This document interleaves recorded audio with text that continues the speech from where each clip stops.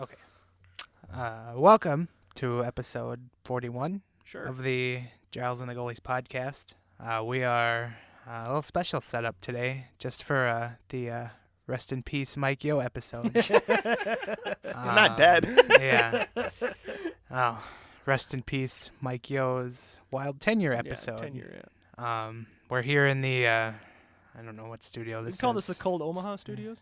I would love to call it. This is the KQ Studios, and this is Studio 92D. Okay.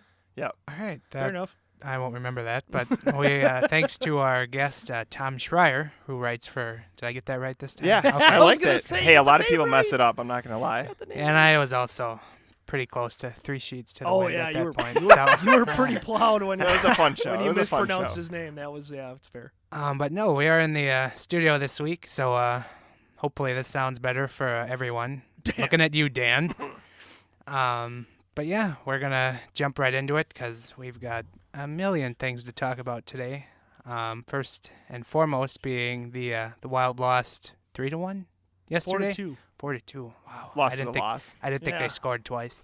No, Mike Riley. That's right. Riley. The Mike meaningless Riley Riley goal. Poor kid. Mike Riley gets his first NHL goal at home, no less, in a matinee where I'm sure a lot of people saw it, but it's got to be one of the most forgettable goals out of a top prospect Yes. that you'll ever see because what happened immediately afterwards? And all it that, was so. quickly forgotten as the Wild announced a good 2.5 hours after the game that they fired Mike Yeo from his head coaching position, and he is being replaced with John Torchetti of the Iowa Wild on an interim basis for however X amount of games are left in this year. I don't know, 30? Yeah, Something like that. roughly. But yeah, they had lost 12 of 13 before he was finally given the door. What are you thinking, Ben? Oof. Yesterday it was weird because you kind of felt it in that game, and I think that was the tone from a lot of people. I didn't really tweet at all yesterday, for various reasons, but it just felt like, and especially with Russo basically keeping an eye on Leopold and Fletcher as the game went on, and then watching them leave the game early, and then Yeo's late for the presser, and you just kind of felt it, and I didn't tweet anything out about it because I'm not like the first internet comment kind of guy, but you felt it after the game. I felt it, and I think a lot of people felt it. It was just like, this is done. This is just like it.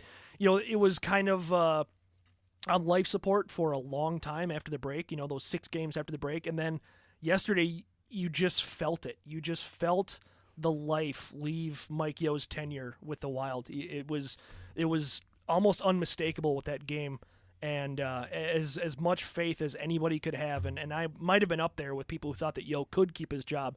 After yesterday, I was like, there's no way. There's just no way. And then sure as enough, 2 hours later, the announcement comes out from some guy in Pittsburgh.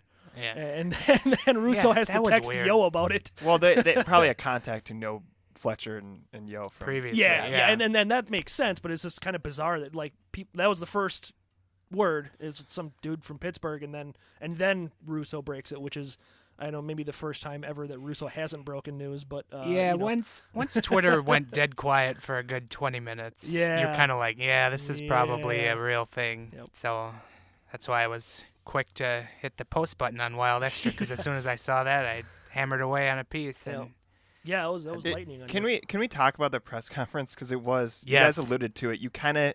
It's like when you can tell when Giles is upset, you get the sighing and stuff. I was talking to a guy, Michael Knight, who we run Cold Omaha together, and he's not a hockey guy. Like, that's not his main sport at all or anything. Sure.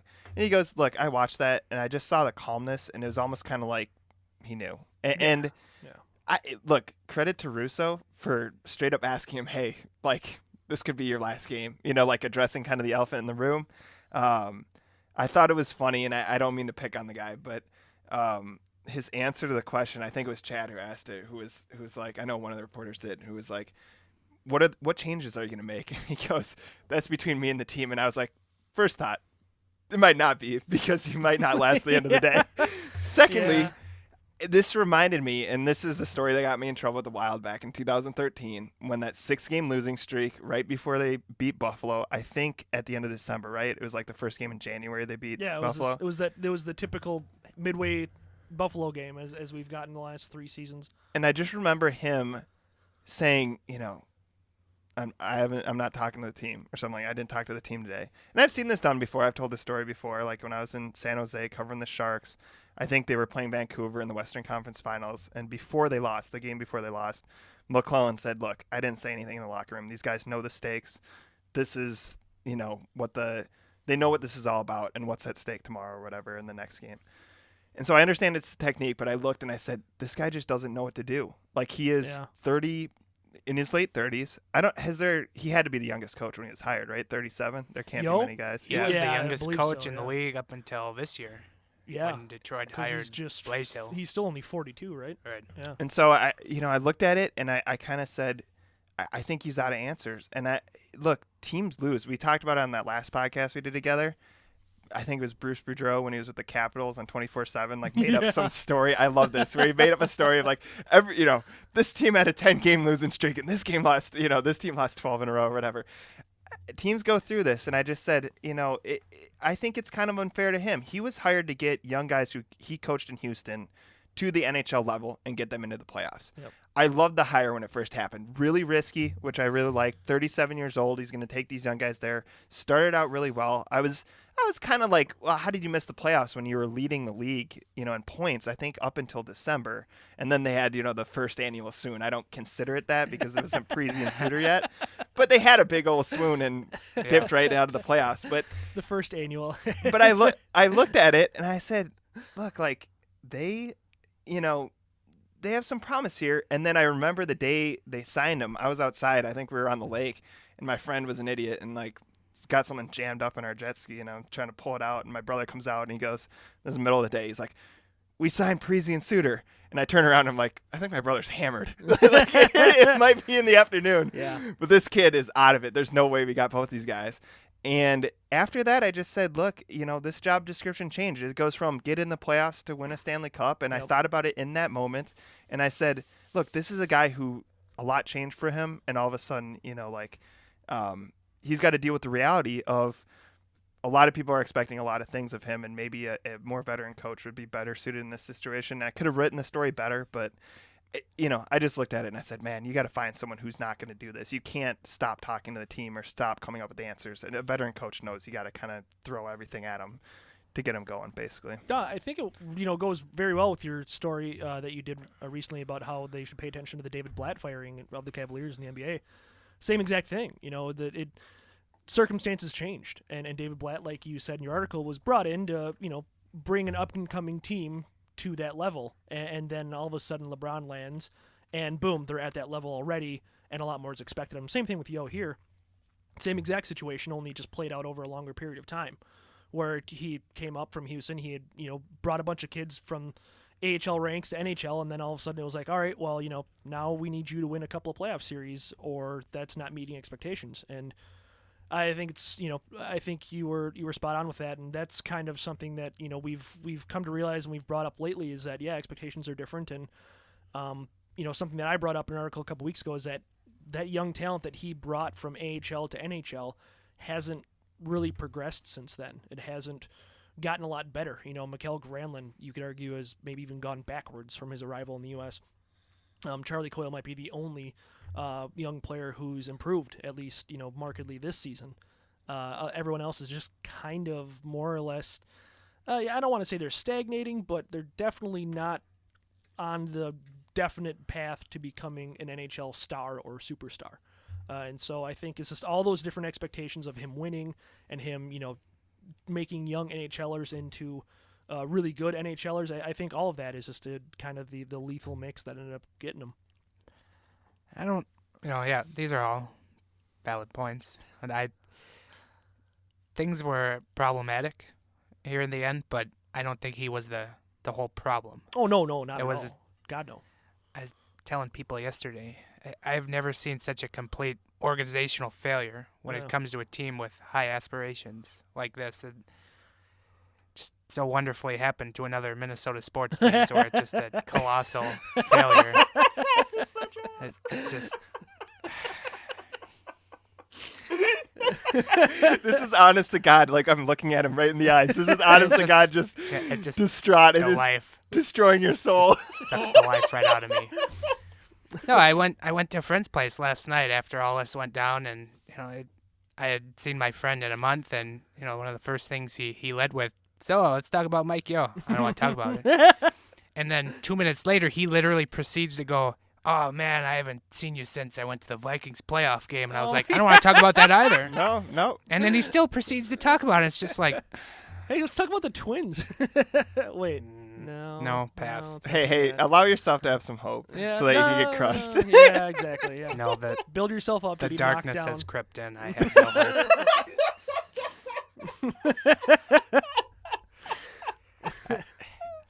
But the darkness. It's true. And just in the last week, I don't know. I thought I was a pretty positive person, and then finally I was just like, I give up. Yeah. No, I mean, it's hard not to, and that's exactly what I was saying. I felt on Saturday, like, I had some hope for Mike Yeo. And not that I was a super big believer, and I've never been. I've defended Yeo in certain aspects, like last season when it was very obvious that this team just needed a goalie, and it wasn't Mike Yeo's fault. I defended him there. But since then, it's been like, I've got issues with his deployment as much as the next guy, if not more, because, we cover the team, so we understand what's happening out there. But as much as I had hope for Mike Yeo turning this around, because he has, to give him a little bit of credit, he has 2 years running now. It died. It just straight up died on Saturday. Like, I literally, I felt it, within me just die. And it was like, this is done. This is it. And, now we've moved on to, the fire Fletcher talk and of course the, placing the blame on him.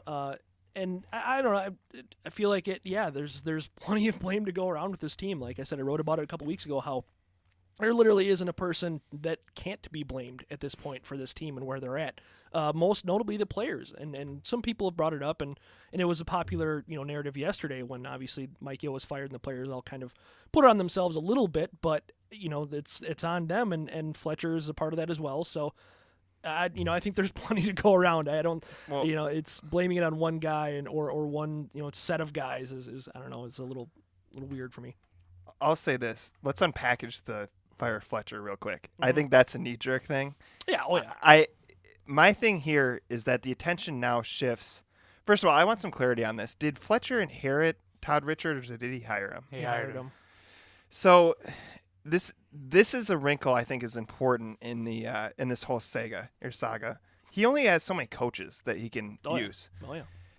I just alluded to this. I was in San Jose, where I believe Richards came from, or at least he had coached there before he joined the Wild. He was an assistant to McClellan. So they felt it was pretty unfair when he got fired. They said that's a pretty bad team. When I looked at the first team Yeo had, Kyle Brodziak was the second leading scorer. Oh yeah. He had 44 points. Oh yeah. Mikko Koivu, some guy Nick Johnson dressed up for 77 Nick games. Johnson. Jed Ortmeyer played 35 games that year. Chad Rao. Yeah, I mean we just had some and so nostalgia. So they looked at it and they said, I don't. This is not a fair situation. The other comment that was made, and I think this is very fair. Why do you go from, I believe this was Todd Richards' first head coaching job, to Mike Yeo, who's younger, and it's his first head coaching job? Yeah. Usually you go from either kind of the yeller and screamer to the players coach, or you go from young to old or old to young or whatever. Mm-hmm. And the other thing too is I kind of wondered in this whole process, is Fletcher being loyal to his guy? Like, you could say he's almost loyal to a fault. Like, they were in Pittsburgh together and he didn't want to fire this guy. Yep. Or is he worried that he doesn't want the attention on him? Because now, in my mind, he has to choose one coach, not including the interim guy, not including Torcelli. Mm-hmm. And then he's got to figure out how to deconstruct this and rebuild it. He's got to determine, is Pominville over the hill or was he used wrong? Right. Is, in my mind, I think Zucker's 20, 25 goal scorer. If he's not, you maybe try to build up his value and trade him because he's not under contract. He's an RFA this summer, yeah.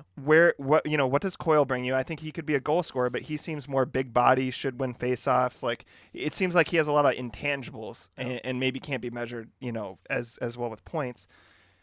I think Niederreiter could be a 40-goal scorer. Coming in the league, I looked at him and I said, oh, my God, this guy could be kind of the guy to save the Islanders. And it clearly didn't work out that way there. Yeah. But is Niederreiter someone who needs a little more freedom and you just kind of, as long as he scores enough, you deal with kind of his downfalls on the defensive side? Something like that? I don't think he has. I mean, I think he's a pretty good defender. I think his problem is more of the streaky offense.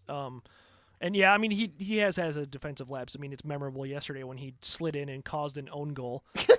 So that's pretty easy to call him out on that. But the metrics at least, and take it for what it is. But the metrics at least favor him to be a really good defender. And his scoring, it is a big question with him because it's like you haven't been able to find the secret combination to get him going. Him and Zucker and Mikko had a fantastic first couple of months, but then that just kind of fizzled out. And now, I mean, he's playing better, and he's been with Granlund and then Pominville and then Zucker again. And so it's just you're kind of trying to unlock his talent, and I think they haven't quite figured that out yet. And maybe that's on Yeo, maybe that's on Nino. I don't know. Probably a combination of both. But yeah, your point about Fletcher is completely fair. I mean, the funny thing is though and somebody made this comment today. It's he says that Torchetti could absolutely in quotes be the next coach of the Wild, and somebody tweeted that, and I said it's cute that he thinks he's going to get to make that decision, because let's be fair. I mean, it's not very common for a GM to get fired midseason, but it is extremely common for a GM to get fired after the season when his team misses the playoffs. So it very well could be out of his hands to hire that third coach because, as you're alluding to, not a whole lot of GMs get to hire 3 different coaches. I mean, unless the circumstances are a little wonky, like a coach up and leaves or whatever. But if you hire 2 coaches and they flop hard enough to where you have to fire 2 coaches, getting around to hiring that third coach usually isn't an option for you. And so I think, fair or unfair, a lot of the fire Fletcher crowd is I would say probably going to get their wish this summer. Or early spring. Well, and I can maybe counter that. Tom mentioned Fletcher was kind of loyal to a fault, maybe. Oh, yeah. Well, that Yo. probably drips down from his boss, Craig Leopold, who previously owned the Nashville Predators, and he had one general manager and one head coach for the entirety of his time there. And that lasted up until 2 years ago. Yeah. I will say this, and this is why I haven't gone after Fletcher, the ownership, yet. I like the ownership because they spent. Yeah. Plain and simple. And not only that, but I do like these contracts. I know that you look at the term length and you go, oh, man, Scandella's going to be here forever. Oh, man, Coyle's going to be. Well, when Coyle's going off like this, you go, thank God, we're not going to have to. Because the problem is if you don't sign these guys until kind of their contract's up, you're at the whim of their contract year. Yeah. And so if they have a great year, you overspend. If they don't, you're lucky in a weird way. Other than that, you have to justify giving them another contract. Like Mikael Granlund every year, yeah. Sure, and he's another one. Signing bridge deals over and over again, yeah. Yeah, so that's another really weird. He's the most complicated player, I'd say. Because I'd say Brodin had the best impression as a young guy. You go, God, like he's 19 and he looks like he just jumped in the league and he was just fine. They kind of said he disappeared, which is a compliment to a player, a defenseman. Right. And with Scandella, I go, yeah, it's good we got this guy locked down because I think he can score. I think he's a competent player. I think people expect him to be Norris Trophy winning, and I don't know if his contract calls for that. No, I don't. I mean, or whatever. Maybe that's an exaggeration, but they expect him to be more of a superstar, and I look at his contract and go, he has to be NHL player worthy, get minutes. And so I look at most of those and I say, I like what Fletcher's doing here. I think it's much better to keep the same few pieces around. You get a leadership group in there, and then you just kind of tinker. And now he's at kind of the tinkering phase. Like, I'm going to have to make a couple trades here. I'm going to have to figure out. With Pominville, do I buy this guy out? That may look like that and Backstrom would be 2 awful contracts. Yeah. I mean, hands down. Oh, yeah. But I think you maybe give Pominville another year because with old players, no? I don't know. I would err on the side of probably not. And I was a Pominville defender for much of the season, but looking at his buyout, it would suck to have to pay him for 6 more years, which would be the buyout. And then in the second year, I believe it was like $4.8 million was the cap hit for him not to be on your team. So that really hurts. But I think, and it could be the difference between if it's Fletcher or if it's someone else. If it's Fletcher, I think he probably does give him another year, and that shortens up the buyout by a season at least in the long run. But if it's someone else, I think he either gets bought out or I don't know who would take him on a salary dump. But someone might. Basically, you'd have to almost pay someone else in draft picks or whatever to take him at this point. But I think that if Fletcher's still here, Pominville probably sticks around, like you said, for another season. If it's another GM, I would really be surprised to see Pominville here next year. Do you have a point, Giles? I was just going to say, Go ahead. If David Clarkson and his absurd contract can be traded from Toronto, then anything's possible for Jason Pominville. Yeah. The reason why I think Fletcher for sure should get another year, and you kind of look at Pominville another year, is that with older players I tend to see inconsistency, but like streaks of what they once were. Yeah. And you kind of maybe look at it and go, look, we're not getting value on the contract, but we're also not. Especially if Fletcher wants to stick around, he probably doesn't want this huge buyout sitting under. Yeah. You don't want Alexei Yashin or whatever the guy the Islanders bought. You don't want that name to float around. Not that these are exactly similar, but you don't want that name to come up in the when they're talking about you as a GM.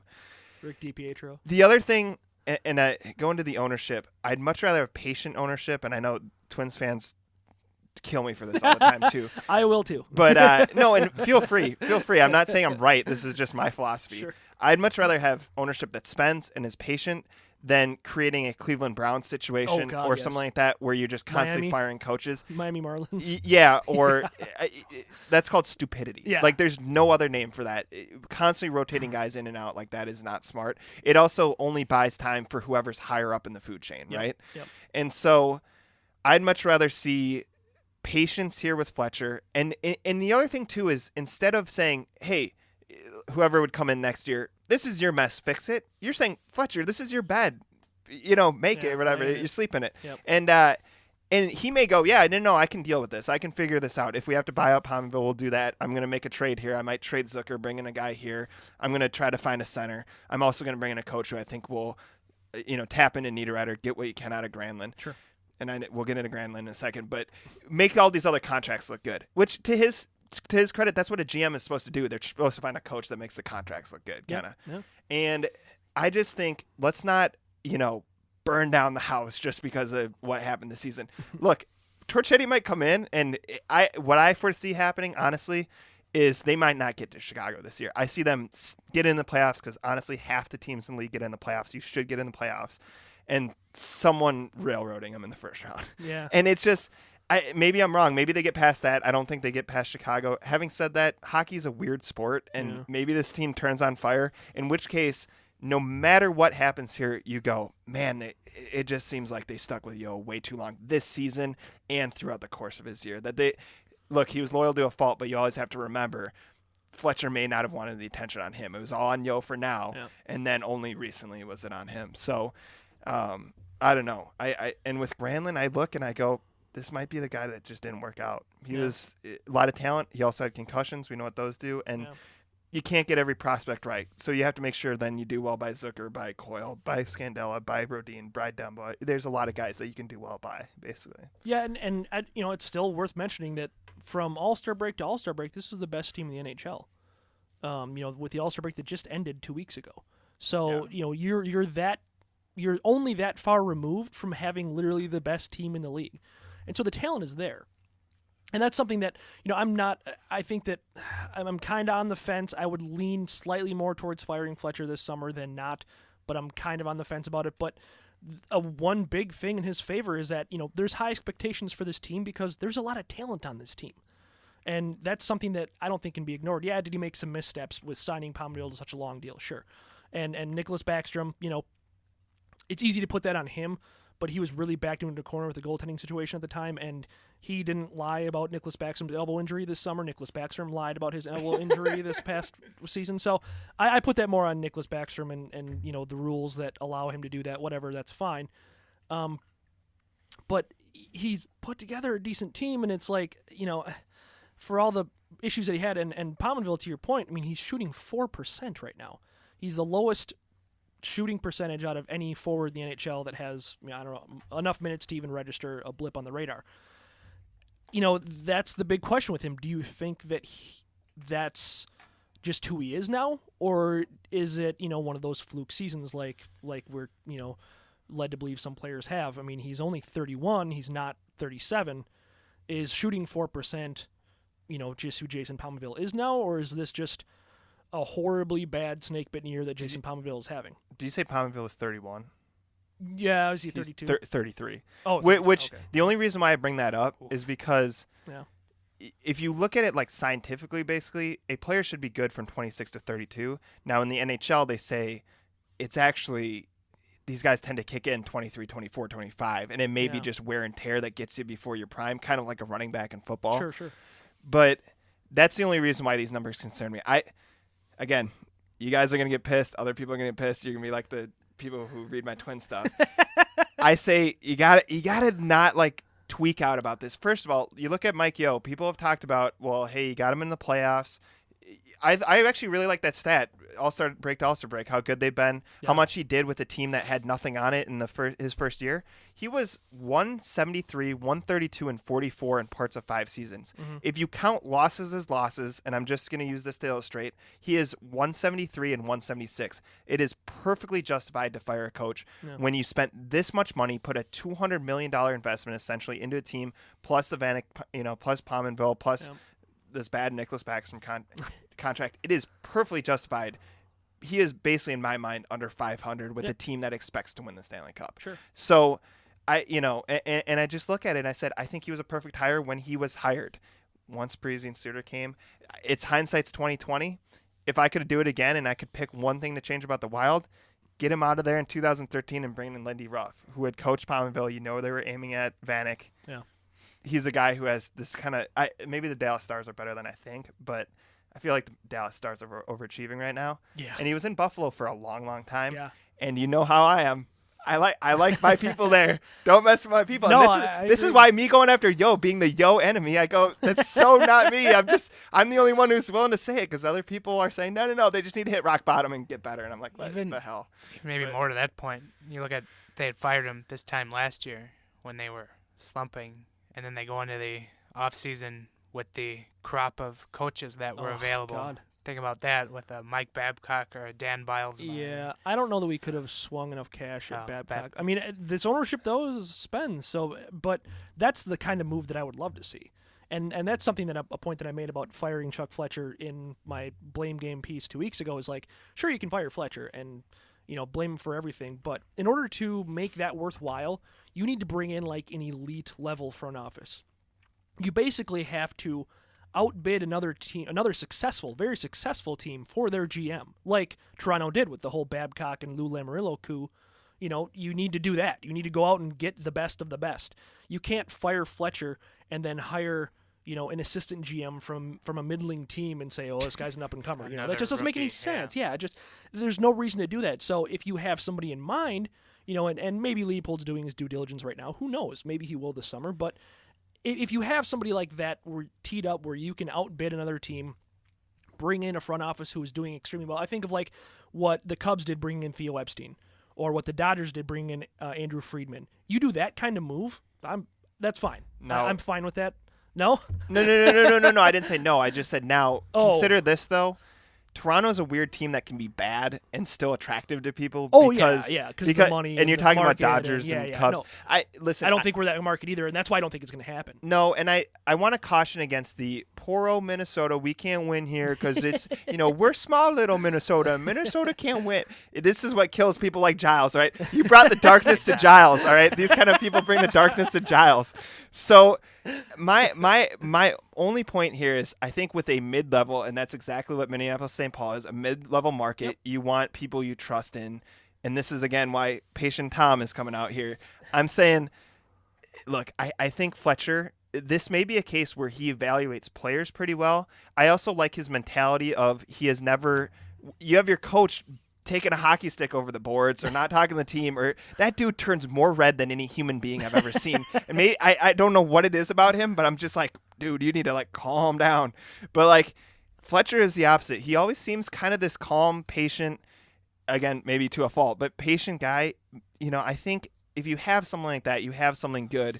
Avoid doing the blow up and hope you get something even better. I think Yeo had to fundamentally screw up, and I don't mean to pick on the guy. I'm just saying it had to get amazingly bad for him to get fired. I mean, 1 win in 14 games. I think that that's going to get somewhere upwards of 80% of coaches fired. I'm pretty sure 90%. Yeah, I mean that's something that I don't even know if that's forgivable in baseball, and they play twice as many games. So.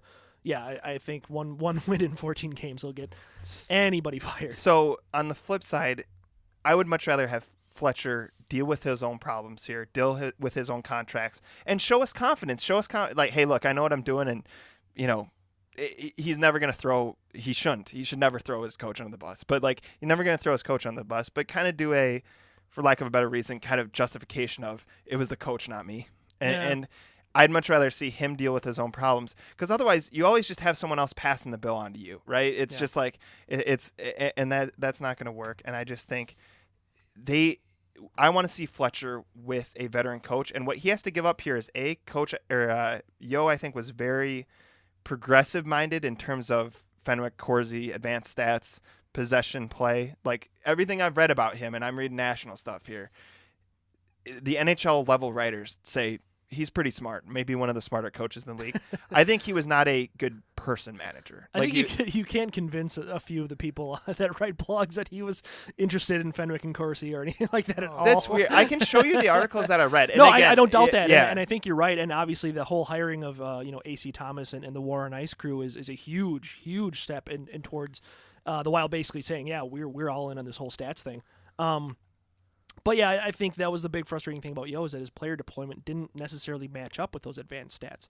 And that was a big frustration thing. And like you said, maybe there's the whole loyal to the fault thing, because he definitely stuck with his veterans despite what those advanced stats said. And maybe that was part of him not being as much of a people person as you'd like, is that he wasn't as good with asking his younger players to step up as he should have been. Who knows? And I guess what I like about, and I don't mean to cut you out, I feel like I'm always cutting off Giles here. I guess I'm asking you guys as kind of the NHL or hockey experts here. I look at a guy like Hitch and I go, maybe he's not progressive in the way he looks at hockey. Maybe he is kind of stuck in his old ways, and maybe he'll challenge Fletcher, and maybe Fletcher won't like that a lot. But I think and again, I'm assuming Hitch for some reason get fired, and he probably won't. But like, I look at a guy like that. I just think of like St. Louis was close to firing him last year, weren't they? I blew everyone's mind that he returned this year. Yeah, like after he lost the first round to us, it was like, how the hell one after does a he still have 6-0 a job? victory or whatever. Yeah. Right.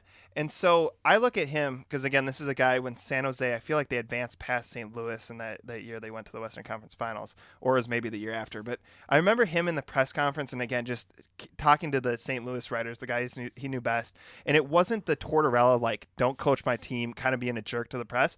He just, whenever they brought up travel, he goes, both teams travel. Whenever it was, you guys talked about this in one of your podcasts recently, that they always talk about the ice conditions and this. And they come up with little excuses, and they always say it's not an excuse. Well, when you say it's not an excuse, you're saying it is an excuse, and I would like to use this as an excuse. The fact that you're bringing it up at all. Yeah, and he just was a no-nonsense guy, and I think maybe he's the kind of person, I think when you're a younger coach and you're kind of sort of close to some of these veteran age, I know it's a 10-year gap, but more than, let's say, a Hitchcock, Hitch probably doesn't care. He'll probably be like, yeah, you're not Vanek, you're not playing well. You're on the second unit. Like, I'm splitting you guys.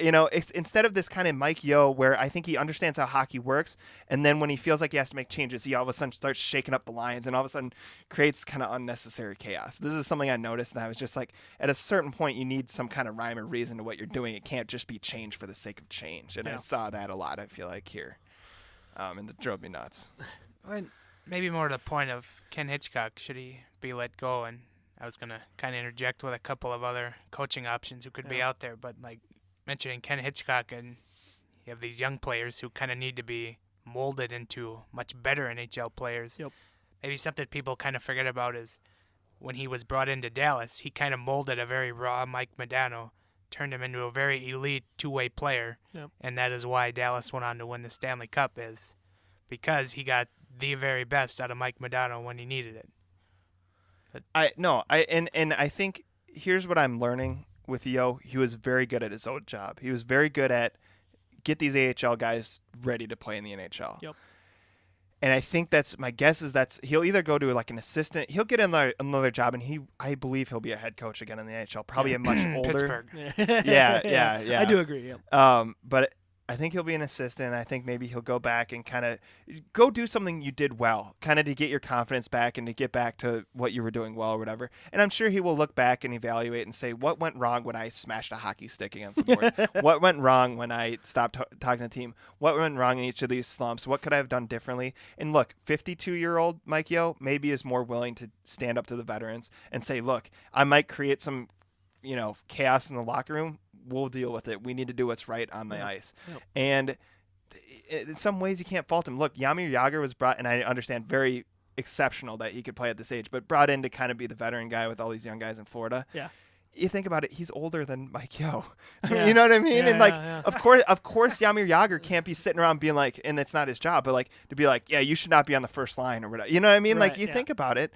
He's a young guy coaching standards wise, and I want to see a guy I want to see a Hitchcock type guy. A curiosity, just they won't get him. But when Yeo was, in 2013, when this team was slumping and they luckily beat Buffalo and went on their run, the guy everyone was talking about was Laviolette. What is your opinion on him? Won the Stanley Cup with Carolina in 06, and then took the Flyers in I believe 09 to the Stanley Cup Finals. Was that is that a name would interest you, or a lot of people see him as kind of a mediocre? He's done it a lot, hasn't done a ton, I guess, outside of those 2 years. Well, he's in Nashville now, right? Yeah. I mean, he would have been. I don't know. He would have been fine with me because, as you said, he won a Stanley Cup and he took a Flyers team to the Stanley Cup Finals, and now we're gonna see what he can do with Nashville. Although they're kind of middle of they the made pack a big trade right now, but yeah. I don't know. I wouldn't have had a problem with them. Maybe others would have, but I think it's any veteran coach, would be maybe a welcome addition, and the names obviously makes a big difference, but bring in Lindy Ruff or Ken Hitchcock or Peter Laviolette or anybody like that, I think is the direction that they probably need to go. I don't. Not discounting. We'll see what Torchetti does, and I just he's 51 too. I mean, he's not young. Yeah. Tom kind of brought up how Yeo was better suited for his AHL job, developing that. I feel like that's Torchetti. Yeah, I don't disagree. He's with done that a good either. job in Iowa here in the last 2 months. Turned around a team that was not the awful. last 2 years, as Fletcher insinuated today. I wouldn't say, he's done a bang up job of turning awful teams into winners, which he hasn't. But no. The last 2 months, they've been a 500 team. Yep. Much better than the with basement team. Little to no talent, and he took over midway through the season last year for Iowa, and so there's a lot of people that brought up stats from Iowa's last season. It's like, well, he was only the coach for half the season, so you can't even really cite that. But I don't know. I mean, any veteran NHL coach, I think that's what we need to do. I think that's kind of what a lot of people expect out of Fletcher is that when he hired Richards, he was a top flight assistant on a successful team. When he hired Yeo, he was a top flight AHL coach. You can't do that again. You have to hire a coach with NHL experience. You have to hire a coach with wins in the playoffs. You can't go out on a limb again because you've got on a limb twice, and I don't want to say it's failed miserably both times, but you've ended up having to fire both of those coaches. So I don't think he has much of an option, and unfortunately for the Wild, that list is rather short right now.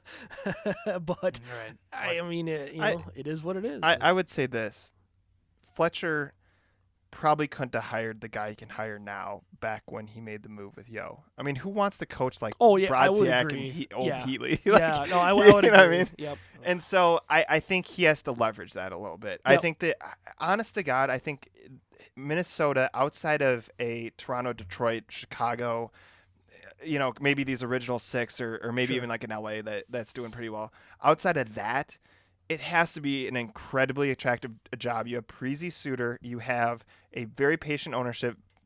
It looks like a patient, assuming he still has the job, patient GM.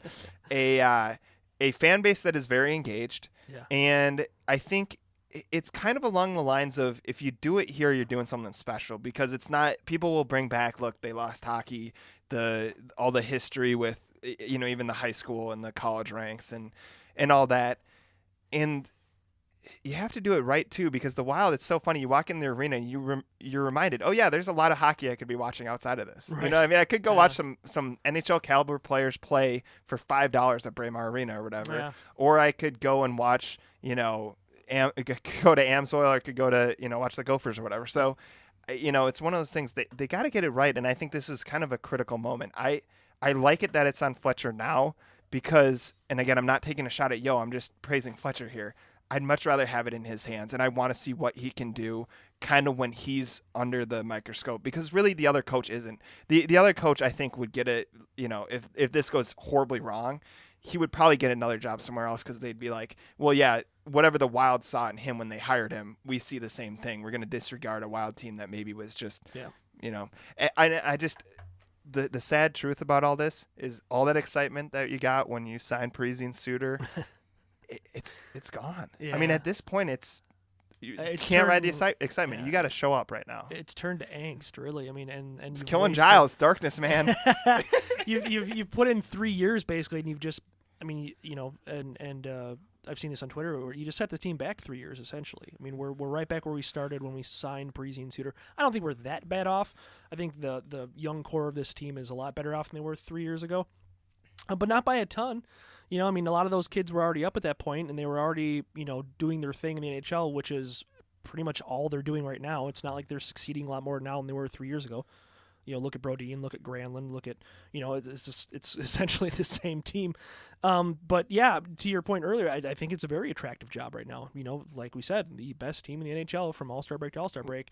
It's not that coaches are going to be knocking down Fletcher's door for this job necessarily, but I got to think that he's going to have a pretty top pick as far as the coaching vacancies in the NHL. I think that if they, when they do hire somebody, it's going to be pretty early, because it's going to be one of the first jobs taken, because it's just that attractive of a job.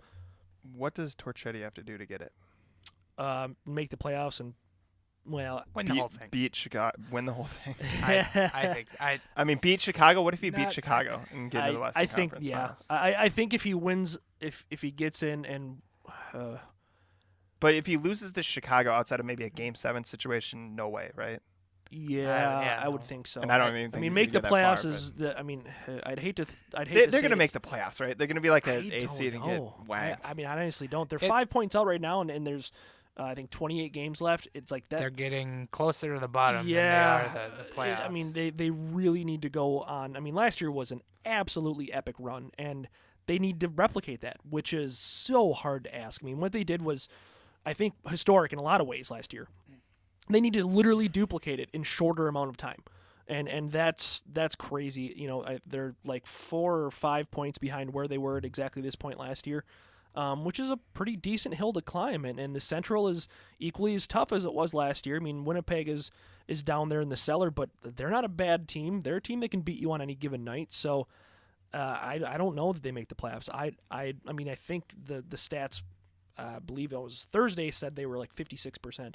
It's probably dipped down. I heard it was like 47, but yeah, after the 2 losses, I'm probably was. I would say just on the negative side of 50-50. Yeah, and so this goes back to why did it take so long? Why did we wait so long for this? Well, it's patience, like you said. I mean, it's Fletcher. I just Fletcher's like guy. If that was honest to God genuine, that frustrates me. That actually frustrates me. What took so long was the fact that, pointed this out a zillion times, is what's available for a coach to come in right now is awful.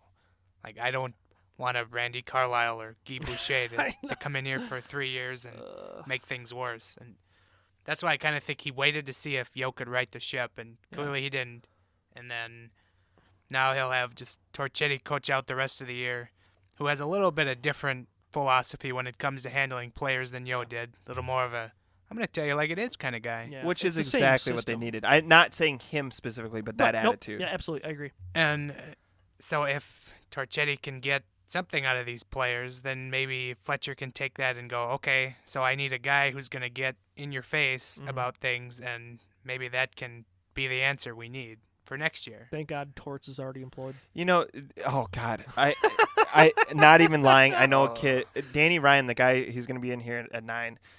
who he's Italian. I'm like, you just like torts because he's Italian. Like Torchetti, man, Torchetti. Oh no, I thought you meant Tortorella. No, I know Tortorella. I was like, what a psycho, dude. I don't want some guy running around going into other people's locker rooms. Like, God, don't do that. Well, and the whole Ryan Johansson situation was like, what? Like, yeah, I understand that you want to, take a hard line, and then like when he was in that one fateful year in Vancouver, he like, basically mandated that the Sedins need to be diving at every shot to block it and everything. It's like, it's the Sedins. They don't do that. It's not what they like. It's not their game. It's like asking Thomas Vanek, like, you need to play Selke level defense. No, it's like not going to happen. It's like putting Vanek out in a 3-on-3. Oh, sorry. I don't have as big of an issue with that quite as many people do. I get that he's slow, but he's a finisher. He's a scorer, and he's a brilliant playmaker. I mean, really, when you look at some of the passes that he's made, not to knock on Nino and Mike Riley at all, but I don't know. I think if you have Vanek out there, you need to have him out there with the right guys. And Nino is great. I love Nino, but Nino's not super fast. And Mike Riley is Mike Riley. He's played 12 games in the NHL now. If you're going to have Vanek out there, you put him out there with fast guys, number one. You put him out there with Zucker. You put him out there with Eric Holla. You put him out there with anybody who's got speed to burn. And then defensive-wise, you put him out there with Spurgeon or even Suter, I guess. But you put him out there with Nino, who's a similar player to Vanek, actually, just maybe a little better defensively.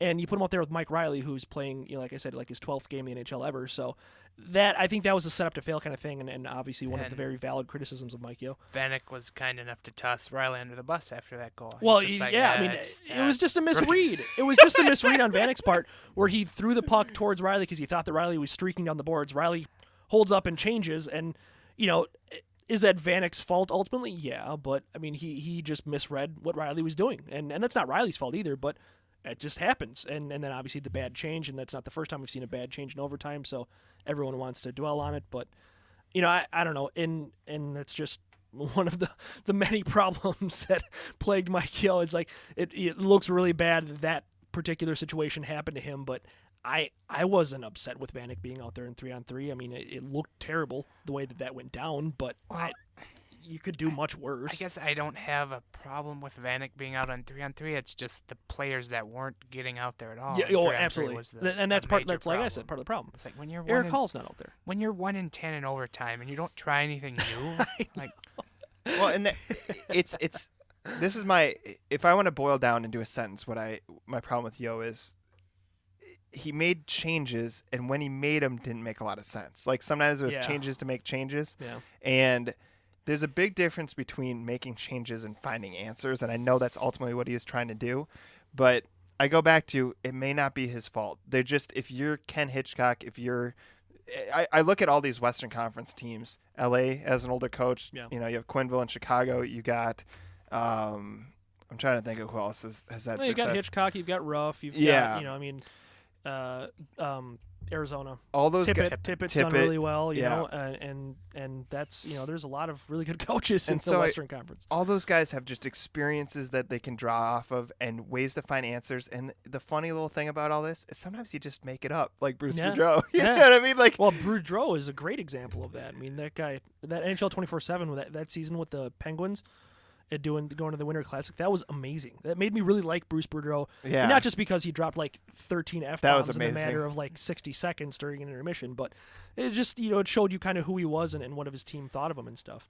Great guy off the ice. Just when he's on the ice with his players, he's going to tell you how it is. Yeah, and that's what some teams need. Yeah. And that's just kind of how it is. And Barry Trotz has done a great thing turning, Washington around after Boudreau left, but it's like, but look at what Boudreau has done this year. He had a Western Conference final team last season. Starts off this year absolute in the crapper, and he's managed to turn that team around, and it's a talented team, so it should be where it's at, but he, they stuck with him. That he didn't get fired like everyone thought he was going to in November.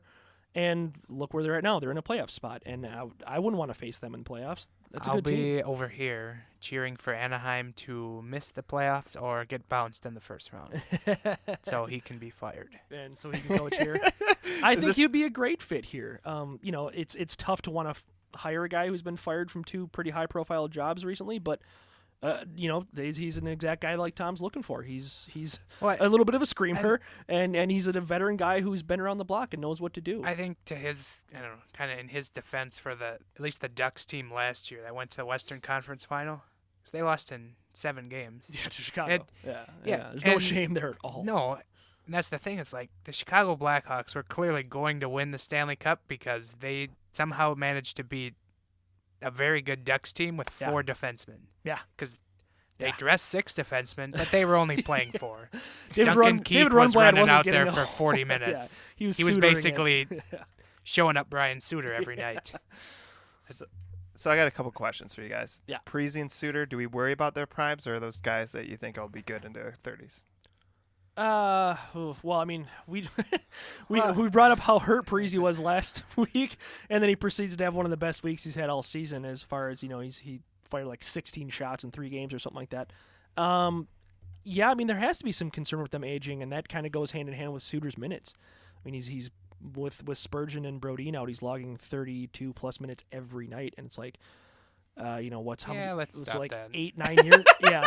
Is it like 8-9 years left on his contract now, and he's still running out there for almost 35 minutes of games like that? That's not good. Yeah, I think a qualification for the next coach should be: will you play Ryan Suter 30 minutes a night? If you check the box, no, you are green. It's like having a previous record on any kind of job application. Here, how many minutes do you plan on playing Ryan Suter? And earlier in the season, he was playing like 26, 27 minutes. He was producing.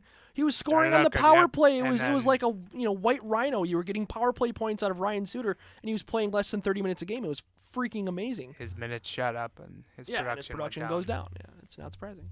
I don't know. I share the same thoughts with Ben, although I don't know, probably more disappointed with Parise because of his injury and the fact that he sat there going, "Yeah, I'm not going to rush myself back from this injury." Then he did, and he's been not good. Yeah, he's really 1 goal in since, his last 14 games, something like that. I mean, during the streak, I think he scored 1 time, and it's like, God, that's just captain qualities right there. Yeah. Rushing yourself back from injury. Exactly. That's a good segue into our next topic, I think. Sure. Kind of a hot topic on the Twitters this morning was because the head coach was fired because of an underperforming team. Of course, the strip the sea phrase returned. That crowd came back. They came right back, torches and Roaring pitchforks. back. Yep. Tom, where do you stand on that issue? Where are you on the whole strip the sea thing? This is an interesting take, I've been told, but I think you need mechanisms to kind of get your team going. So firing the coach would be one, big trade, this and that. I think you have that in your back pocket, and things go bad. Instead of firing the GM, you go, take that C off. And the reason why, first of all, I've seen it work where in San Jose, you've had the same kind of guys around there, and Marlowe had it for a little bit. Thornton had it for a little bit. Pavelski, I think, has it now. Yeah. They've made it work where you have the guy on the team, and now, I will say this. I think it's okay also for Mikko Koivu not to be the best player on the team and not have the C. Yeah. I think the best leader. My thing is I think you have that in your back pocket, and at this point, the Wild have to realize, pull out all the stops, because especially if you're Fletcher, even if patient Tom's running the show and you have 1 more year left, that's not a lot of time. And I would just go all out. I'm not saying do everything at once. That's a big difference. But I would not worry about it. Here's the thing about Fletcher, too. If it goes wrong and he gets fired, what the hell does he care? He's going to go work somewhere else. You know what I mean? So I think you have that in your back pocket, but don't do it yet. You need to kind of have these things implemented incrementally if it happens at all. I'm been very staunch on this topic. I disagree with it being any kind of motivational tool. I just don't think it is. I think your reference to San Jose is the exact thing. It's like, so they very publicly and very ceremoniously tore the C off of Thornton's sweater, and where did that get him? I mean, I feel like, the following season, then you make the playoffs after, they called him out for not being enough of a leader and stripped the C. And then last season was an absolute gong show, and it kind of got Todd McClellan ran out of town. I just don't see that it working at all. I agree that it's a last-ditch effort. It is a card that you have to play. But I just think that it's a completely useless motivational tool. I mean, it's nothing but a demotion for Mikko Koivu. If you strip the C and give it to Parise, do you think Parise feels good about that? I don't think he does. Very good point. I don't think he feels any pride in that. It's like working at a job when you've got a really good friend. It's like, working at a job, you got a really good friend, and you have a position, and you get demoted for your friend to get a promotion. Is your friend, and I don't know how close Parisi and Koivu are, and I don't think that really matters so much, but it's just, I don't think that, if they ceremoniously rip the C off of Mikko's sweater and staple it to Zach, I don't think Zach's like, wow, I made it, like I'm going to take this team on my shoulders now and I'm going to carry us all the way to the Stanley Cup. I just don't think that's the case. I think that there's 5 former captains in the room. I think that they have a good nucleus of guys who should be leaders. Are they doing their job leading the team right now as best as they could? Probably not. But I don't give it any credence. And the only beat writer to really back it up is Chip Scoggins, which whatever. Yeah. And Russo especially, and even Graf, they have paid no attention to this topic at all, which leads me to believe there are guys that are in the locker room. I'm not going to comment on how good Mikko Koivu is as a leader. I have no idea, no clue, and I don't think anybody else does either. But guys who are in the locker room every day don't even breathe a word about it. And that's really telling to me, because those are guys who see what's going on. Those are guys who see how this team looks at Mikko, how Mikko addresses this team, et cetera, et cetera.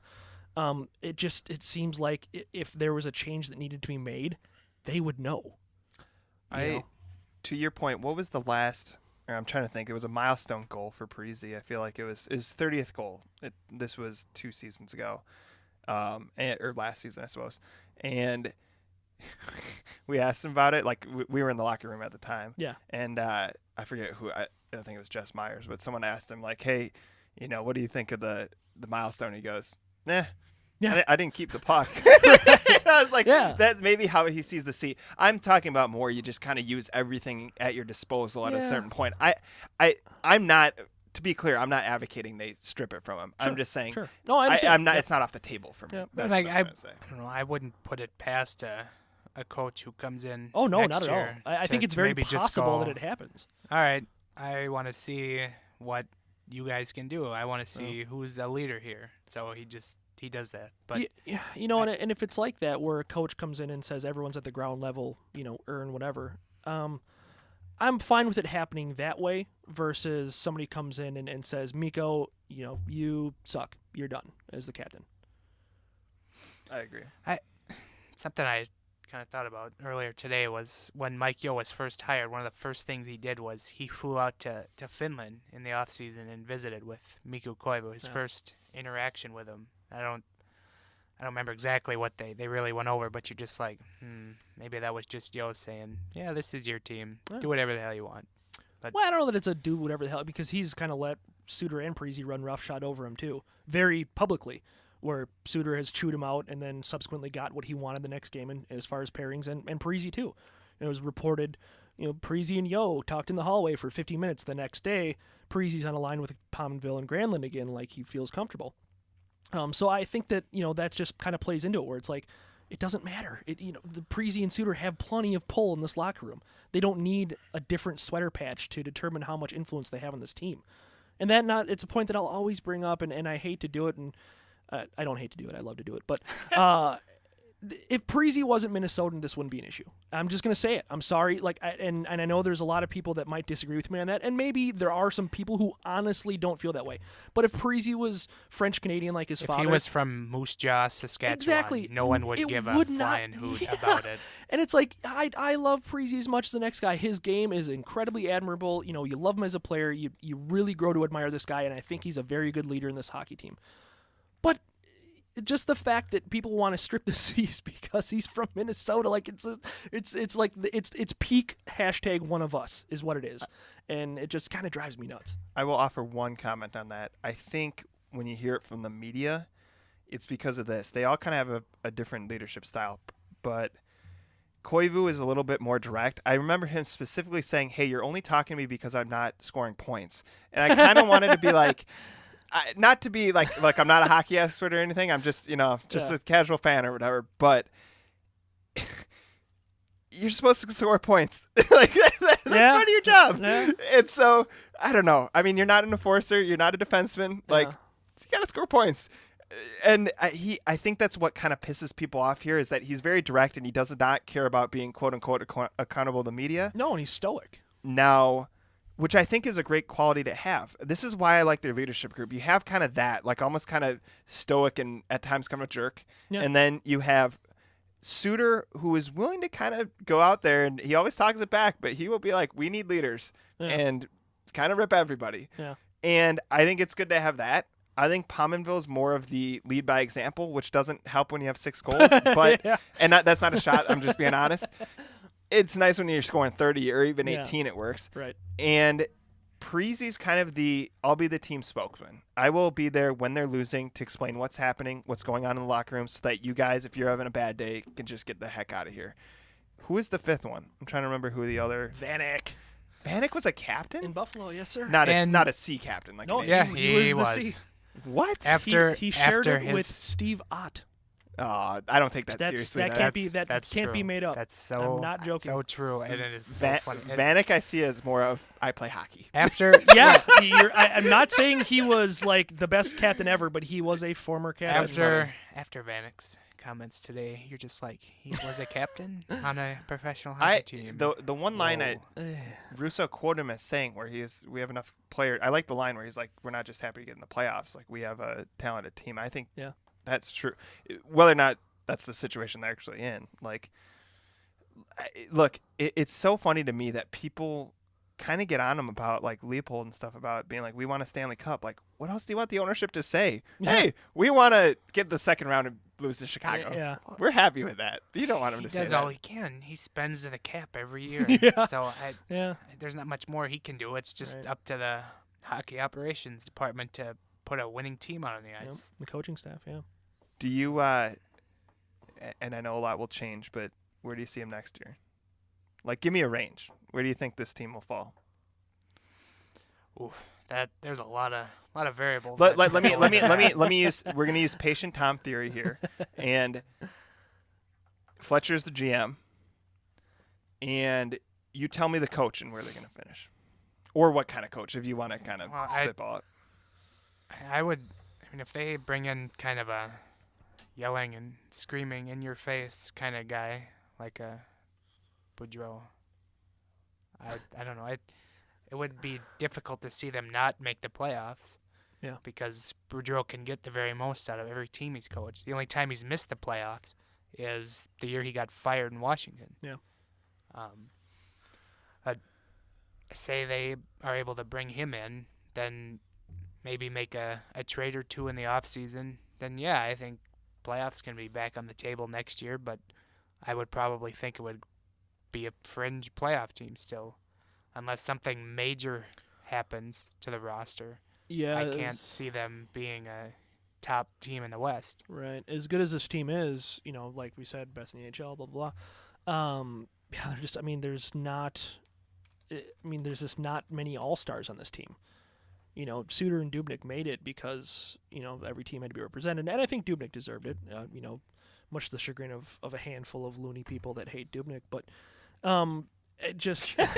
Don't get me started. That's very fair. Don't get me started. But I think to your guys' point of wanting to hire that kind of, quote unquote screamer veteran coach, we're gonna find out how well that works right now, because that's Torchetti's like that light. He's not a veteran NHL coach, but he's got a reputation as a screamer. He's a guy who is an emotional coach and will let his team know where he stands with no misconceptions whatsoever. So. If this team, it's kind of a weird thing because, like, if this team responds to Torchetti and they win, maybe he gets the job. But if they don't at all, maybe that's not the right kind of coach for this team after all. I mean, I think it is. I would much prefer them get a veteran NHL coach. Maybe not necessarily a screamer, but just a veteran NHL coach. But if this team doesn't respond to John Torchetti's coaching style at all, it's a very good case to not hire a guy in that mold. Do you want a screamer though, or like No. It's very obvious. My guy's Hitch. I don't want a screamer. I want a pull your head out of your ass kind of coach. That's really what I want. And I think you can get a little bit of that both. I mean, I think Boudreau is that. I don't know that he's. I mean, he's a bit of a screamer, but I don't know that he's like Torts crazy or anything like that. Yeah, nobody's Torts crazy. I guess that's a high when bar, I think of screamer, I think of Torts. So I guess like more of a tell it like it is. I guess Yeah. that's what I should clarify. Yeah, and I think that's what this team needs. Yeah, it needs a veteran coach. It needs a coach that's gonna not take any BS and be like, this is how it is, and this is how we're playing.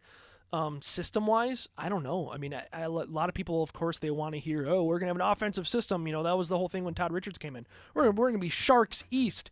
Yeah, that didn't happen because the team wasn't built like that. And I don't know that this team is built like that either. No. And all the people that bashed Yeo's systems, like, oh, it's defensive hockey, it's boring, blah, blah, blah. I even heard that this morning on another radio station that I'm not going to mention. Listen to podcasts. Yes, listen to podcasts, please.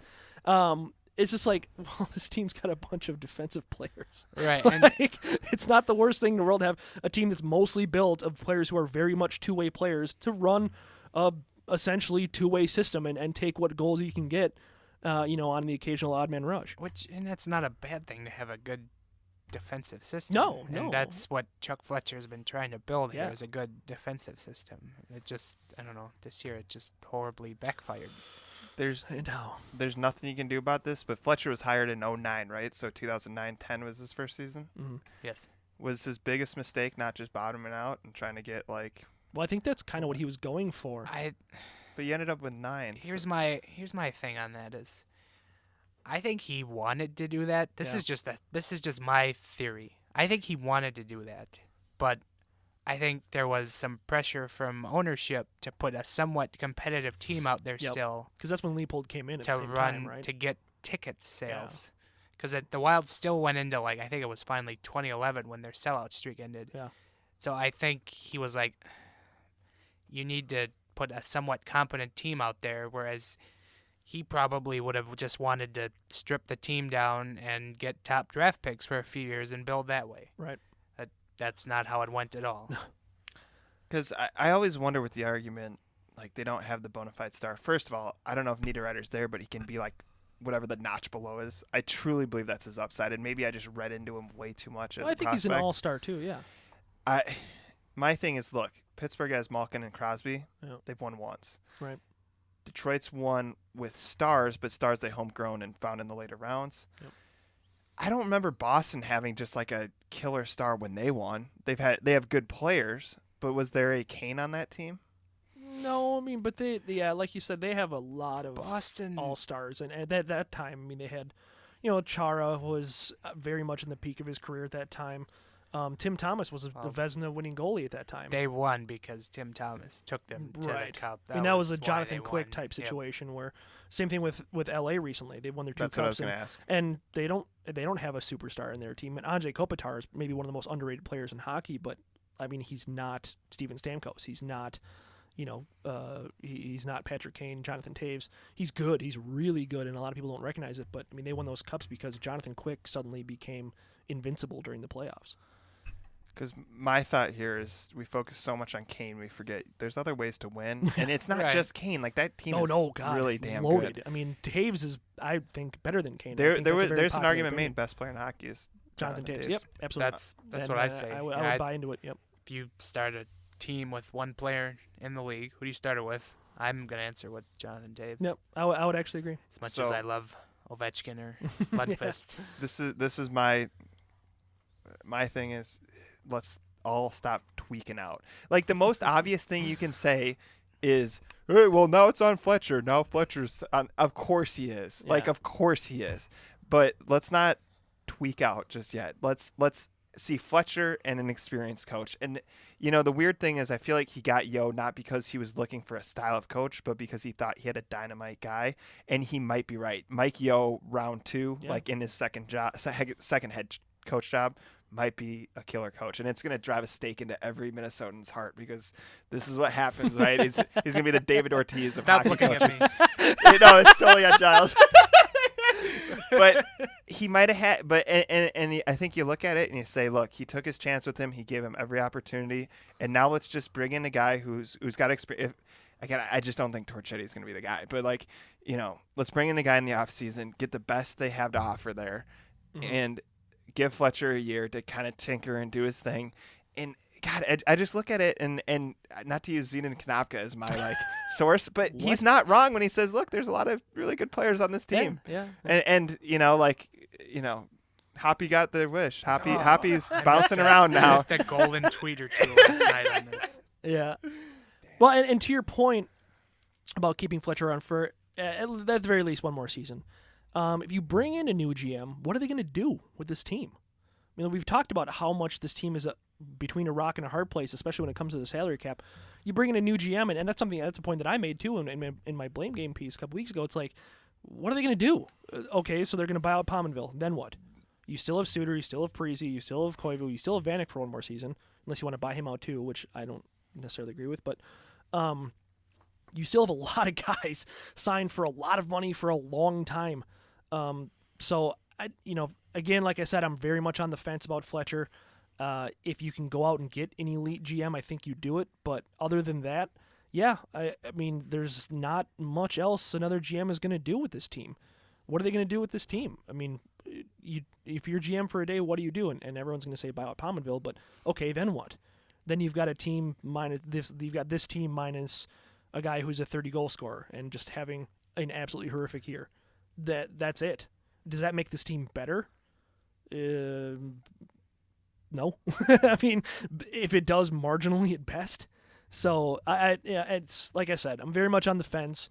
I think Fletcher definitely has his faults, but to Tom's point, what else are you gonna do? So it's not that bad. Giles, did I cheer you up? I told you I'd come on the podcast and I'd cheer you up. I see a smile out of this guy's face. The darkness is gone. The darkness is lifted. It's still there. It can't be killed off that easily, Tom. You should know that by now. I'm bringing the light, man. I'm bringing the light. Giles brings the darkness each and every week. It just can't be killed off like that. This needs to be filmed because I literally see the darkness just like coming in on this guy. Storm clouds. Oh, no.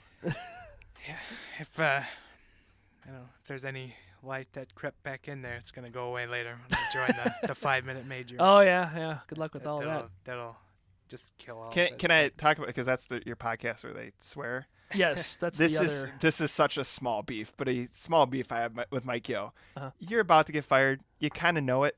Drop the F-bomb. Yeah, because, I don't disagree. Look, it's unprofessional, but so is breaking a hockey stick over the boards. Like that wasn't at a press conference, though. That's fair but enough. Hey, that's an underrated move. Just bring a hockey stick into the press conference and just tomahawk chop it right over the podium. You know what the Wild would do is they'd be like, "Hey Tom, we'll give you access." It'll be like, "Hey, yippee, I get access." And then I'd go in there and I'd like ask a question and just wham, get hit by a hockey stick. Whoops. Yeah. No, but in all seriousness, like. And then Fox Sports North cutting away right after that. Oh, it was like, you guys watch The Simpsons, right? I hear your Simpsons thing on there. Do you guys remember the Denny's one where the guy says frickin' or something like that? He goes, it's at like Mo has a family restaurant. Yes. And you know what I'm talking about? my feedback. My freaking ears. Yeah, freaking ears. And he goes, well, that's just too freaking bad. I'm like, come on, Fox Sports North. You can allow a guy to say freaking on your show. Well, they're probably working on a delay anyway. Jeez, Yeah. it's I mean, granted, we do hear plenty of F-bombs when a hockey game is played, thanks to the ice mics, which I love, by the way, because it's like, I don't give a crap about the kids. It's ironic that we're saying this on a PG podcast, but like, I like that. That's the spice. That's the spice of watching sports, is that occasionally you're going to hear somebody go, mother effing this, F you that. That's great. I love that. But yeah, I don't disagree with you, Tom. I would have just roll with it. Just let them go. I would love to see the NHL just have like a sounds of hockey only feed. Like you're just listening to the ice mics while you're watching the game. Yeah. That would be the greatest thing. But they'll never do well, that. they couldn't even do 24/7, right? Now it's censored or whatever. The Yeah, NHL it's on a different channel altogether. They don't make smart decisions. Yeah, the NHL kills me, actually. The problem with the NHL is, growing up, I was always, at least through kind of high school and college, was always pro NHL, kind of anti NBA. And now when I look at it, it's like the NBA is kind of doing things right. They're getting their big TV deals and stuff. They understand how to market. I'll give them that credit. They understand how to market their sport correctly. I mean, John Scott's the biggest story of the All-Star game. And, I mean, I don't even like All-Star games, and I paid attention to that. And you're going to keep him out? Yeah, the NHL tried their they went best to out of their bury way him. to screw that up. Like that's one of the many frustrations. We've talked about that on the podcast too. It's like the NHL is like, it's laughably bad at PR. No, and honestly, I think it's very, NBA is very like pro bloggers, pro online. Yeah. it's not just here. And I want to make this point too. I was talking to my friend out in San Jose, and we covered the team together, and it wasn't anything ridiculous. He just said something about San Jose's ownership in regards to they're having trouble selling the tickets a little bit, and they kicked him out. And I think it's a little bit of a league-wide initiative. We kind of attack, and I'm probably the first guy to do it. Attack some of the local people here for being a little rough on us here with the online stuff, but it's a league-wide thing. It's going to come back to hurt you because you look at how dynamic, and you guys might not be familiar with this, but like the Wolves coverage is. You have guys who write about politics and music, and it's like basketball is their sport, right? Yeah. And it's fun. They bring a little bit different perspective to NBA and basketball and the Timberwolves, which is much needed for a team that's struggling. Mm-hmm. You want those kind of people around with NHL too and stuff. There's a lot of people who probably could care less about every other sport in the market, but are like, you know what, I like hockey. There's something about it that, and you're excluding those people when you say, no, you have to be strictly a hockey publication or whatever. So I just, it's frustrating. It's one bench for me. To get too candid, I'm sure the Wild aren't listening, but they've basically told us that we can't be credentialed because we're an online-only entity. So, that's just the unfortunate part of it. And I agree with you. I think it is too bad. I think it's a shame. I don't know exactly. I'm not super crushed by it or anything because I don't know what we would do with access. I mean, it would be nice to have that option though, and I think you're right. I think they are missing out. I think there's a lot of guys that cover basketball that they mesh pop culture and basketball beautifully. Oh, it becomes at their All-Star game. It's about fashion and stuff. Right. And hockey's a little bit different, obviously. Yeah, but, you don't have fashion. But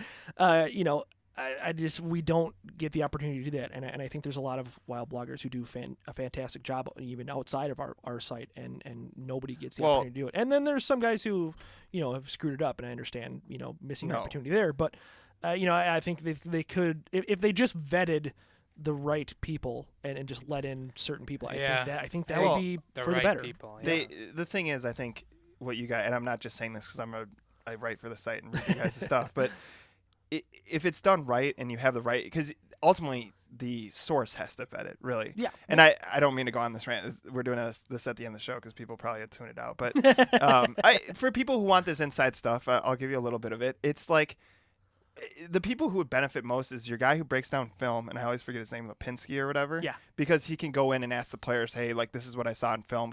This is what Brandon does with sabermetrics. I mean, for you guys, it'd be nice. I'm sure you guys could write a cool human interest piece and stuff. And I look, Jason Demers, the guy who tied up the game with Dallas. Do you know what I'm talking about? The defenseman. He was with San Jose, and I wrote his story. It was a great story. He was a guy who was drafted at age 20 in the late rounds, 7th round. At the time, when he was growing up, he was the 4th best defenseman on his team, and people said, oh, you're on the team because your dad coaches it. And here's a guy who made the NHL, right? Kind of like your regular old guy, and it was kind of a fun story of the underdog makes it big in the NHL. I think you get writers, bloggers like that who have more time to think about it and be like, hey, you know what? There's probably a cool story behind, Mike Riley, who's, from here, Gopher or whatever. Or you take a guy who comes from overseas or something. Hey, what was your journey to the league? And then the other thing, too, is that I think bloggers are more stat savvy a little bit just because, look, beat writers have to do 1,000 things at once. The last thing they can be thinking about is, coursing and all that. Yeah. It would allow them to go in and, hey, I can't do math to save my life. But it would allow them to go in and go, hey, this is what I'm seeing with possession stats, and maybe even talk to an assistant coach or something. And I think it's nice to have that dynamic where it's not, because then honestly for the team it allows them. This is what the Twins, the Vikings, the Wolves do is they go, this is what we're doing, and most smart people go, yeah, that makes sense, or they go, yeah, here's a fault. And sometimes, God forbid, we see this with Moneyball and stuff. They just hire one of the kids who they think's smart and be like, hey, tell us how to do this. Well, and the Wild did that. They hired the founder of War on Ice, which is huge. I mean, it was kind of a monumental win day for all the bloggers that cover the Wild. We're like, if there's ever a hashtag one of us, it was that hiring, basically. It was a guy who founded a site exclusively for stats, a site that I use on almost a freaking daily basis. And it's this is awesome. This is so awesome. And, is Ice the Ticks? Is that going to create their new Is that going to create the new jersey? Oh my God! That's Sorry, Giles. Giles, I've been nice to you this whole podcast. Don't get mad at me. That was an awesome throwback burn right there. Is that going to create the next jersey? No, unfortunately. I mean, we do love our favorite site, also NHLuniforms.com. That's the one that we use for our segment every week, our famous Jersey segment that we can segue into. Whatever. But yeah, that I love that, Giles. You literally, I'm not kidding. I laugh at you out loud. I usually Ben like cuts to the heart. Like I'm like he's being too honest. Giles, I'll be in my car just laughing my ass off because you're either like sighing or you. Who the hell reads that? Go ice the ticks. It sounds like it's like something to cure like. I literally Lyme just disease. went over it and then it just came out like that. And then Charlie was like, "What did you just say?" And I was like, "What did I say?" Oh, whoops. That was an awesome moment in the show. Never let it go. No, and that's fine. That it's I think it's great to have those kind of running jokes in podcasts. Maybe that's something that we maybe haven't quite done a good enough job of, but just little stuff like that. That's what makes podcasts great, and that's why I implore people to listen to more podcasts. Don't you hate pants? Yes, don't you hate pants also, and it's just like, that's something that the radio shows in this market that I kind of despise. That's what they do a good job of. They have running bits that they just absolutely beat like dead horses, but. You need to have a little bit of that. You need to have, a little bit of a familiarity with the hosts of the shows that you listen to, and it's nice, Come to the Winter Meltdown and all these Twins Daily events, and you can meet them. Yeah, that too. Right there. Yeah. But, we were tossing around putting a Wild Extra event together, but yeah, the team quickly fell into the toilet. So yeah, we wanted to. Tabled it. Yeah, it probably would have been centered around the Stadium Series game, but. Yeah, without this losing too streak, late for that, we probably would have done something around the Stadium Series. Also, how hilarious is it that this game is all going to be about Yeo and the firing? Like they'd lobby for Torchetti. This. Boy, I bet the ownership box loves that. Oh God, I know. Anyway, I guess we got two topics we can briefly hit on here before we've sign out. Gone way too long, yeah. Just, I guess, kind of looking to the week ahead here. The Wild play out in Western Canada this week before they come home. We're going to have a special Stadium Series podcast later in the week. Yeah. So we'll hit on that we'll during cover that. We'll cover that in mass. But I guess what do we expect out of the 3 games in Canada with Torchetti behind the bench? The Canadian teams are struggling right now. I mean, across the entire country. So, it's nice when I get up every day and I see somebody tweet about how terrible all the Canadian teams are. It's just like, here's the bottom of the NHL standings, and here's all of Canada. Yeah. Here's Canada, and then Columbus, and oh look, Minnesota, you're in there too. Oh, we're just narrowly above all the Canadian teams that are just absolutely sucking right now. You gotta get. I mean, anything short. I don't want to say anything short of a sweep is failure, but I mean, it's a 2-win minimum. I mean, if this team doesn't get 2 out of 3 in this sweep, pack it in. I mean, really, because these are games that you must win. Because I mean, let's be honest, against Chicago, where we're at right now as a team, I don't anticipate a win in that Stadium Series game. So you really have to make hay in Canada because those teams are kind of ripe for the picking right now, and if you only get out of that road trip with 1 win, you might as well, start engraving the headstone on the season. I think not that you shouldn't already, but no, I think they can take care of business here. I think they're talented, and sometimes the coaching change is a catalyst. I'm not promising a Dubnyk type change, which would be nice. But the only thing about the Chicago game, random stuff happens outdoors. True. You know what I mean? Yeah. So you come into that game with some excitement, and like. The best thing Torchetti can do, because he's on national television or has bigger exposure you're going to get in hockey, like, you go, hey, I've won 3 times, and I beat Chicago. Give me a job, dude. I just thought of John Torchetti's going to be interviewed by Pierre Maguire during the game. I now have a purpose for recording this game. That's exciting. Yeah. I wonder if Pierre's going to publicly lobby for the Wild GM job while he's on air again. Not that he did before. I'm just saying that he's on air because he was up for the job when Fletcher was hired. So it'd be interesting to see if he makes any mention of that. But I guess I feel the same. You gotta win at least a pair, and I mean, ideally you're winning all 3. These teams are bad. So how do people troll Canada? Like, be nice to Canada. Well, it's because I've Canada never has like a super arrogance when it comes to hockey. No, that's Vancouver and Toronto. Like, that's not all of Canada, is it? I mean, when Montreal. it comes to the Olympic hockey, yeah. Yeah. And to their credit, they're very, it's the whole Minnesota Canadian kind of thing, the whole Minnesota Nice thing. They don't brag about anything, really. They're Canada. They're just kind of there. But when it comes to hockey, That's their thing. That's their thing. And to their credit, I mean, they've won how many gold medals in the last whatever Olympics, but they're quite arrogant. Like it's the why everyone Soviets. hates the U of M for hockey, because they brag about their history of hockey. And so, St. Cloud State and Duluth and They're nothing North to brag Dakota. about right now. Oh, no, not at all. But I'm just saying, like, those colleges will do nothing. They'll go out of their way to bash the U of M hockey. It's the same thing with an international, level of hockey. Canada just, they're, the holy grail of international hockey, and they produce still, slimly the most NHL players. And so they have a lot of reason to brag. And so when they fail, Americans especially, who have gotten their, butts kicked by them at almost every Olympic level, they take a lot of satisfaction in that. And so, it's kind of a, ha-ha moment that the U.S. doesn't really get to do very often to Canada in hockey, and except for the fact that they haven't won the Cup since 1993.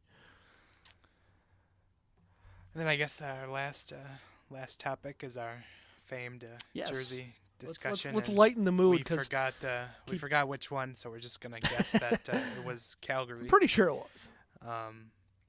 But I did no previous research because I was writing all day.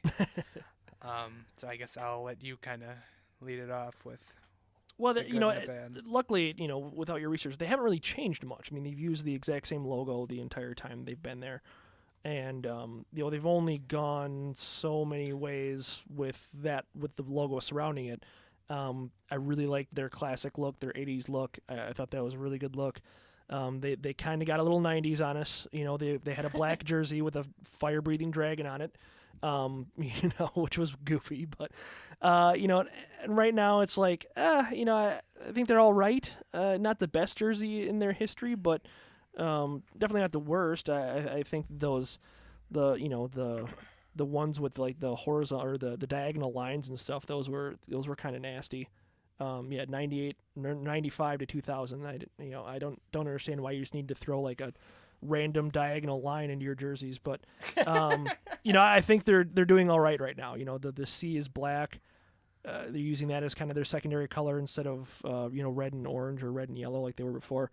I don't know. I think they're doing pretty good. I think it's a classic logo. I don't think that you make any changes to it, and I really like what they've done. I like the fact they have on occasion worn the throwback jerseys from the 1980s, and then I believe it was last year where Jonas Hiller had a goaltending pad set up to match that was absolutely beautiful. Yeah, it was all red Coho pads, which I'm partial to. So, I think they're in a good spot. I think it's a classic logo, and it's something that you just don't kind of mess with.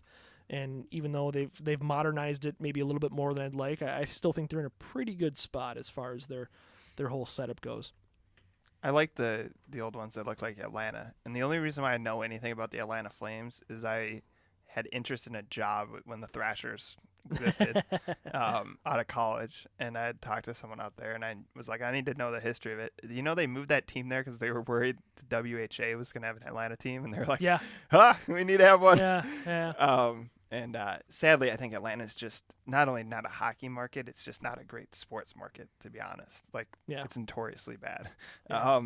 But they somehow managed to build 2 new stadiums in the last No, that year. Cobb County one is corrupt. It's like they didn't know. I'm not even kidding. They didn't even vote on it. I know. It is I remember hearing the ridiculous. ridiculous stories about how that went down. It's so bad. Yeah, so I feel like they shouldn't have this kind of, their third jersey's fine, but I feel like they should just use the old school one. Yeah.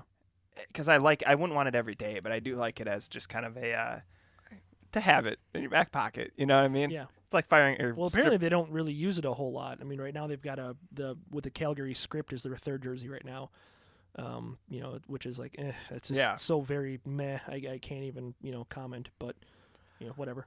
I liked their homebreds when they were first released, and I think it was like 2003 or something. Yeah, if I'm right. The newer ones. Yeah, and then they kind of had the Reebok puke hit it, which kind of took a little bit away from it for me. Yeah. Yeah, you're right. But I'm in agreement here that the 80s look was the best It's a great and look. it just, I don't know, maybe bring that back someday, but Yeah. I guess we'll see what the Adidas change. That's going to be a big day for jersey files such as ourselves, because Adidas is, they've done some things with soccer, which they have a big hand in. That's good and bad. And like we said, unfortunately, when Reebok, the Edge system came in, they kind of messed everything up. They threw just like loads and loads of piping and everything, and that was kind of their thing. Yep. I don't know with Adidas. I don't know. I mean, I really hope there isn't 3 stripes on every jersey, but I have the sinking feeling that's going to happen. We're probably going to get a good look next year when we get some new uniforms. Yeah, normally like the Leafs and the Penguins. Yeah, kind of bridge jerseys, if you will. I was going to ask, are there if there were 3 teams you put your foot down and you're like, you have to do this? Like, I think the Penguins have to go straight black and yellow, right? Because that's I would love to see it, yeah. That just the classic yellow instead of gold, yeah. I mean, some of these other ones you can't ruin. Like, if you mess up the Red Wings or the Blues, you really did something bad. Yeah. I'm trying to think. I mean, what other teams would you put your foot down and be like, you have to do this with your jersey? If you're Adidas, like you're in their ear. Yeah, I mean, the thing with the Penguins, definitely, that I wouldn't disagree with at all. I think the Stars just need a whole redesign. Yeah, that was bad from the beginning. I don't know what, I mean, that team is like, they had, not that I was crazy about the jerseys that they left Minnesota with, but it's like, they kind of had a decent thing going, and the Stars jerseys with the big green star in them, it was kind of kitschy, but it worked. I liked them. Yeah, they weren't bad, and then they just completely went off the rails. Then the Mooterus, that's kind of a running joke that we haven't used nearly enough, is the Mooterus jersey. That's messed up. I dare you to look it up. And then they've just kind of gone with these like lacrosse style jerseys since then. Yeah, it's just like ugh. And so they desperately need a redesign. Vancouver, I've never been a big fan of Free Willy. I don't know. It's I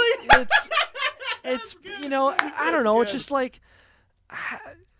Maybe it's not the worst thing in the world. Maybe I'm just kind of unbiased to it because that's a team that I grew up hating in my teens. But I don't know. Really?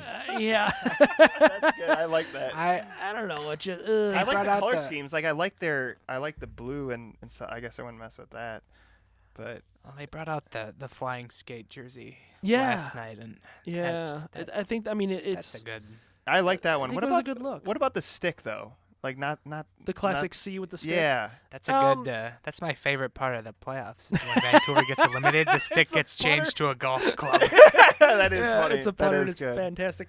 I mean, there's the Coyotes. I don't know. We've talked how we're big fans of the Robo Coyote from their early years with Keith Kachuk. Like the Chipotle thing.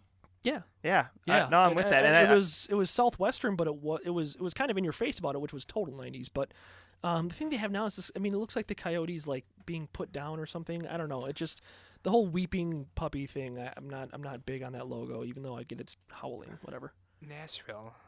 I would say I would be like, please get rid of just the yellow. drop the yellow. Why couldn't you just go with the blue they used to have? Yeah, right. Yeah. I didn't mind that. I don't know. They're just. Then they added gold helmets because they thought that was a good idea. Minions. Nashville's a mess.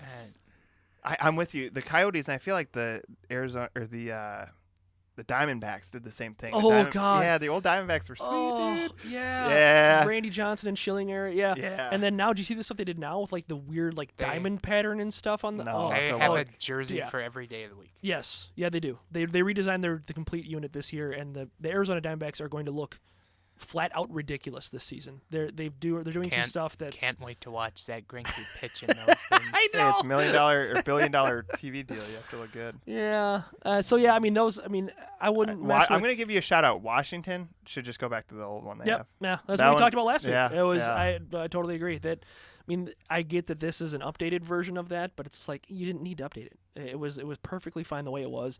You went all in on the 90s. You pushed all of your chips in on the teal and black and ferocious animals card. I get that. Like everyone was doing it at the time. It was popular. But just go back to how it was. Take a page out of the Islanders book. Islanders made a mistake. They threw the Gorton's fisherman on the front of their jersey, and everyone was like, "This is terrible." And they were like, "You know what? You're right. We're going back to our classic logo. We're just going to kind of update the jersey around it," and it was fine. But I don't know why the Capitals didn't just do that. I mean, instead they're like, oh, it's the same logo, but it's different. It's like new and modern. It's like, no, you didn't need to do that. Before we continue on, I didn't see the Capitals game this last week, but for the love of God, how do you leave Ovechkin alone 3 separate times? No, I saw it though. It's not. The third one was not. He wasn't left alone, but Yeah, it just wasn't was bad. Good defense either.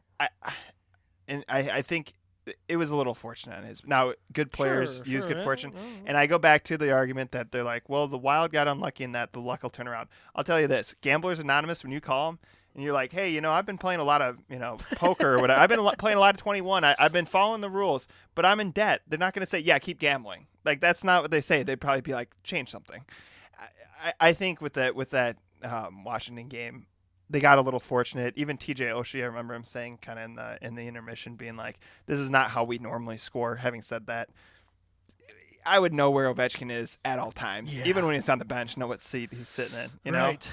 Yeah, know when he's next up. And I Stephanie, at my regular face, the wonderful GIF-making goddess that she is, I retweeted all of her GIFs of Ovechkin's goals, and I retweeted them one after one. And I retweeted it with all alone, nobody near him, and who's going to cover this guy? Like, it was just like, not only you basically like dared Ovechkin to beat you, and he obliged. He was like, all right, yeah, fine. If you're going to leave me, if you're not going to put a single guy, like, he's the type of player where you pretty much have to put a spy on him, and especially on the power play. Good God, you know what he's going to do. You know where he's going to shoot from. To beat you is just never a good idea. It's so dumb. It was so bad, and I don't know if that was a Yeo thing or if the team was just they're executing so badly at that point. I mean, you really, it's really a kind of a two-way street thing, but it's just you just let him beat you, and it's just like, force anybody on that team besides Ovechkin to beat you. Nicholas Backstrom is fantastic. He's an all-star player. Force him to beat you,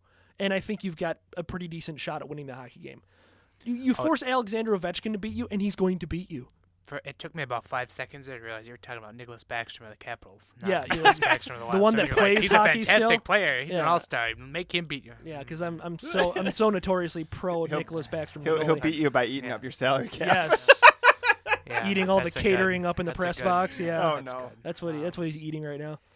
Yeah, I think that's probably. I mean, we're yeah, it's the longest podcast we've ever done. That is my fault. I talk so much. No, and so do I. But we don't get an opportunity to be in an this actual studio very often. So let's use it. This week. Yes, very true. I think people will gladly listen to as much time of complaining about this team as they'll take. Yeah, I guess final note. Our last little tidbit for me from our last week's show. That was our hot topic. Was our soup. That was funny. Which Tom messages me. He's like, "Man, you guys are really committed to this soup bit." I was like, well, yeah, it was the most heated discussion we had on the show. That's the most feverishly me and Giles have ever disagreed on something, so we had to run with it. You still have Soup Hater. You need to change your name back. I will. I changed mine to Team Soup for a good 2 days, but then it went back. But no, I'm committed to this. The final. I didn't know that would do that. The final results from that vote I put out on Twitter was 58% voted Team Soup. I never voted on that. I should have cheated and voted from my account and the Wild Extra account like I said I was going to. That wouldn't have mattered. So you're saying soup is a straight up meal? Like, yeah, I can eat soup for lunch and that's it. It has to be something in it. I'm assuming you're not. Well, no, it's not just like tomato soup. I mean, I'm having like chicken noodle soup or vegetable soup or. I think I'm with Ben on this. I think you got it. I like it as a component. I'm not anti-soup. I'm not a soup hater. And that's what I mean. I'm a soup hater to a point, but I accept its place in the culinary world. As I noted last week, it is a perfectly acceptable side dish, and that's it. That's where I'm at. All right. We can end up there. Yeah. Thanks to Tom. Yeah, for, big huge having thanks. us in Absolutely, the this is studio. awesome. Thank you. Fun to be on. We'll never have a better sounding podcast than this, probably. No, that's pretty safe to say. Despite Dan trying to make us buy all sorts of expensive dollars stuff, worth of equipment, yeah. You can find Tom's writings at Cold Omaha. Yeah, we should have a website soon. One Okay. of these days. Patient Thomas. I thought- Not getting that website up. Okay, I thought they're that getting was around to launched. it. I thought They're I getting saw around it to was it. launched. but It'll I- get there. I It'll get I don't there. know. Maybe We're I'll- Otherwise, it is functional. We're late in the podcast, so if Sure. someone hears it, doesn't matter. We're basically figuring out our financials. We're Sure, close, sure. but yeah. And you've also contributed a lot of stuff to our site, Yeah, and our I blog continue to- section, and when we've promoted that to the main page because it's all. I have fantastic something for you stuff as tomorrow, always. by the way. Awesome. Good stuff. Awesome. Yep. I'll have plenty of things tomorrow and Me too. and this week. Yeah. The girls' high school hockey Mhm. tournament will Mhm. be this week. I'll be writing about that Mhm. at nauseum, pretty much with Heather. Yep. She's gonna cover that for a day That's- or two. That's someone who would benefit from access. Now she gets some, but she Yeah. could fish a story out. Yeah. She's been in Yep. like newspapers. and She's stuff. awesome. Yeah. Let's see, what else am I missing here? Yeah, I'll be on the 5-minute major. You Yeah. can listen to that. Swear a lot. We're gonna, Yes. Yeah. Oh, I He's have gonna I literally unload. wrote out Don't my. Mike Yeo it. Don't Mike Yeo it. No freaking. It's not Mike Yeo related, but my rant at the end, I have it like all scripted out. Oh, wow. It just Wow, that's impressive. there's a profanity every set. It was probably my worst thing I learned yesterday. It wasn't Mike Yeo, but Okay. Ben might know what it is. He might have seen that, but Okay. I tweeted it. I'm not happy. Let's not ruin it. Yeah, you can find me and Ben at wildextra.com, writing away all week probably. Yep. We try to cover the Wild and even the Stadium Series game. Yeah. And Lots then of great stuff for that this week. Find our podcast on the Stadium Series later in the week. Mhm. Maybe try to wrangle up a guest Yeah, again for we'll see. that. The catch is we would like them to have some kind of memory of the North Stars, whereas I'm not just going Yeah. off of things I've heard from somebody Me else. too, yeah. So, but yeah, that should just about wrap it up. Mhm. If you're still listening, thank you. I don't know how you did it, but that's incredible. It's like half a shift at work, Yeah, so that's, congrats. it's almost 2 podcasts in one here. Right. So yeah, we will see you later in the week. Thanks for listening.